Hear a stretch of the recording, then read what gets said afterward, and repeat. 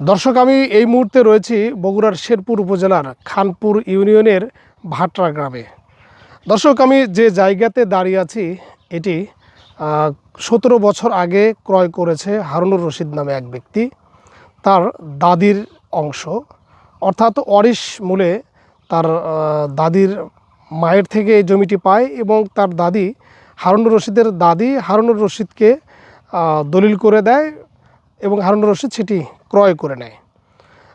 এই জমি নিয়ে গত কয়েকদিন যাবৎ তার যে আত্মীয় স্বজন রয়েছে তাদের সাথে একটি ঝামেলা চলছে এবং আমরা জানতে পেরেছি যে শেরপুর থানাতে তাদেরকে ডেকে নিয়ে যায় এবং সেখানে সাদা কাগজে সই করে এবং গতকালকে অসাধু কিছু লোক এই জমিতে প্রবেশ করে এবং কলা গাছ সহ এই জমিতে যে আবাদ বসত ছিল সব কিছুই ধ্বংস করে দেয় এবং যে বাঁশের খুঁটিগুলো আছে সেগুলো তারা নিয়ে যায় এবং নতুন করে তারা কিছু গাছ এখানে রোপণ করে।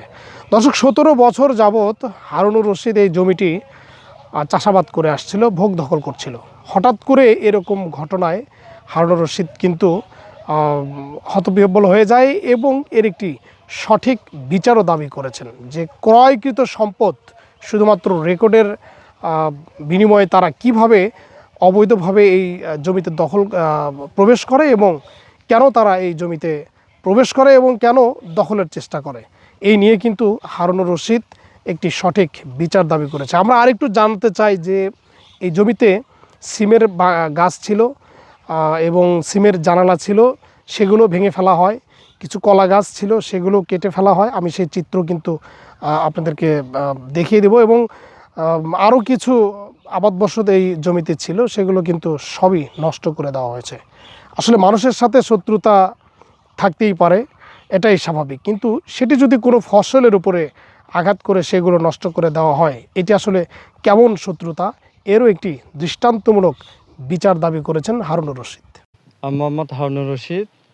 এখানে মূলত এই জমিটা সোনাই বিবির নামে, আর তার এক ছেলে এক মেয়ে। মেয়ে হচ্ছে আমার হলো দাদি আমেনা বেগম। তার কাছ থেকে আমি এই দুটো দলিল মূল্যে 70% জমি, এই 70% জমি থেকে আমার দাদি ফারাস অনুসারে 23% জমি পায়। সেখান থেকে আমি 22 শতক জমি তার থেকে আমি কিনে নিছি। কিনে নিয়ে 17 বছর যাবত এই জমিটা আমি আবাদ বসত করে খাচ্ছি।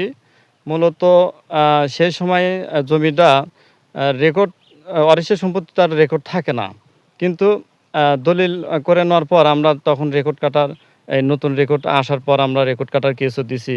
কিন্তু আমার প্রতিপক্ষ দল কি করছে, ওই রেকর্ডের বলে, নতুন রেকর্ডের বলে খাজনা দিয়ে তারা একটা থানায় আমাদের মানে একটা বসার কথা কয়ে যে আমাদের নামে রেকর্ড আছে, আছে, তাহলে তোমরা আসো এখানে একটা মিউচুয়াল করে দিই। কিন্তু যে দেখি সেখানে 50 জন লোকের মতো মাস্তান এবং ক্যাডার থানার বাইরে নিয়ে যে সেখানে চেয়ারম্যান ছিল কিন্তু এলাকার কোনো লোক ছিল না।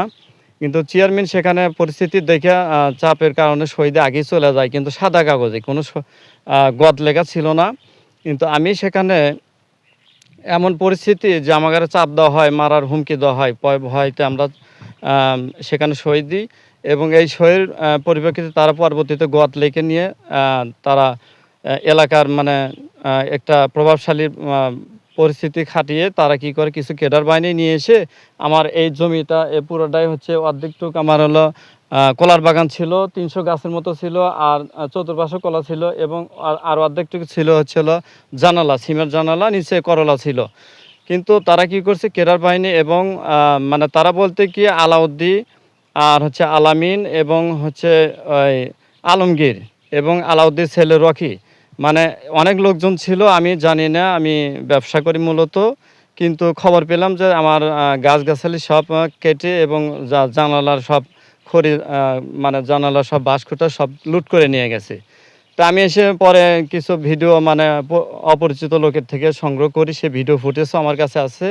তে আমি এই ক্ষতিপূরণ চাচ্ছি এবং থানায় আজকে একটু জিডি করার জন্য আমি স্থির করছি। আমি দৃষ্টান্তমূলক আমি শাস্তি চাই আমি সবার কাছে।